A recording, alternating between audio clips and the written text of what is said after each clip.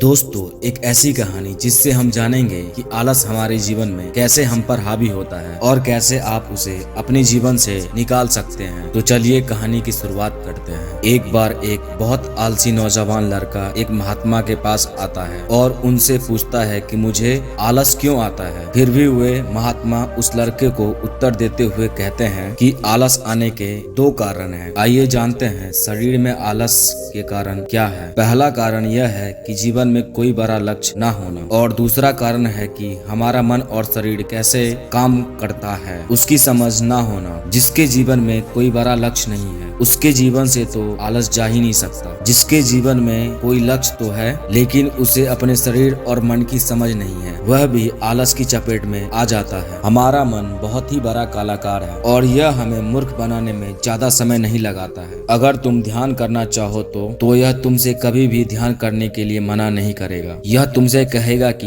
ध्यान करना ब्रह्म मुहूर्त से ज्यादा अच्छा होता है। अब ना तो तुम ब्रह्म मुहूर्त में उठ पाओगे और ना ही तुम ध्यान कर पाओगे। यह तुम्हें धन कमाने के लिए कभी भी मना नहीं करेगा, लेकिन यह तुमसे कहेगा कि धन ही सब कुछ थोड़ी ही होती है, और यह कभी भी तुम्हारी विरोध नहीं करता बल्कि यह तुम्हें मूर्ख बनाता है। और कमाल की बात यह है कि तुम मूर्ख बनते हो। फिर वह लड़का उन महात्मा से पूछता है, तो फिर इसका समाधान क्या है महात्मा? फिर वे महात्मा जी कहते हैं कि जो यह तुम्हारे साथ कर रहा है वही तुम इसके साथ करो। यानी कि तुम्हारा मन तुम्हें मूर्ख बना रहा है तो तुम भी उसे मूर्ख बनाओ। जब तुम्हारा मन तुम्हें कहेगा कि कुछ देर सो जाता हूँ, उसके बाद काम करूंगा, तो तुम उसे कहो कि कुछ देर क्यों, ज्यादा देर सोऊंगा लेकिन उससे पहले पूरा काम करूंगा। तुम्हारा मन तुमसे कहेगा आज स्वादिष्ट भोजन खाऊंगा। स्वादिष्ट क्यों, तुम अति स्वादिष्ट खाऊंगा लेकिन उससे पहले 1 घंटे व्यायाम करूंगा। फिर वह व्यक्ति उस महात्मा से पूछता है कि लेकिन कब तक मैं अपने मन को मूर्ख बनाऊं? फिर वे महात्मा जी उसे कहते हैं कि जब तक तुम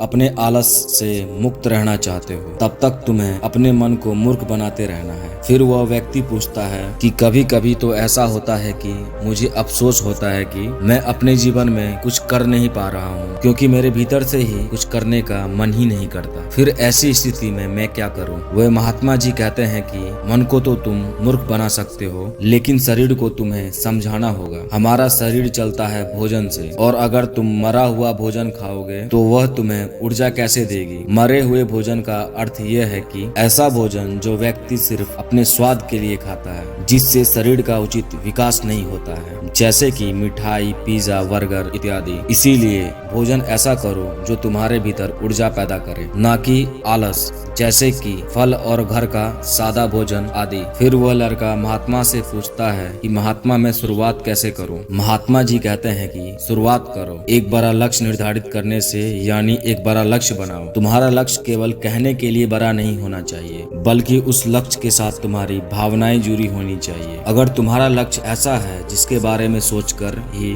तुम्हारे आंखों में आंसू आ जाते हैं तो तुम्हें कुछ और करने की जरूरत नहीं है। फिर तुम्हारा लक्ष्य ही तुमसे सब कुछ करवा देता है। अगर लक्ष्य इतना बड़ा नहीं है या फिर तुम्हारे भावनाओं के साथ जुड़ा हुआ नहीं है तो फिर अपने लक्ष्य को खोजना ही अपना लक्ष्य बना लो। जिस प्रकार भगवान गौतम बुद्ध ने बनाया था, उन्हें पहले अपना लक्ष्य थोड़े ही पता था कि वह मिल जाएगी मंजिल, कि वहाँ मिल जाएगी मंजिल। वे तो सिर्फ निकल पड़े थे। आशा थी मन में लेकिन वो भी टूटने लगी थी, लेकिन अंदर से प्यास इतनी गहरी थी कि लक्ष्य को पाकर ही रही। जब तक तुम्हें यह पता नहीं चलता है कि तुम्हारा लक्ष्य क्या है तब तक तुम अपने मन को मूर्ख बनाते रहो, जैसे वे तुम्हें बनाता रहता है। कोई भी व्यक्ति शराबी बनना नहीं चाहता है लेकिन उसका मन उसे मूर्ख बना कर उसे एक शराबी बना देता है। कोई भी व्यक्ति चोर बनना नहीं चाहता है लेकिन यह मन उसे बार बार मूर्ख बनाकर उसे एक चोर बना देता है। एक बात को तुम हमेशा याद रखना कि जब तक तुम बुद्धि से ऊपर उठकर बुद्ध नहीं हो जाते तब तक तुम्हारे पास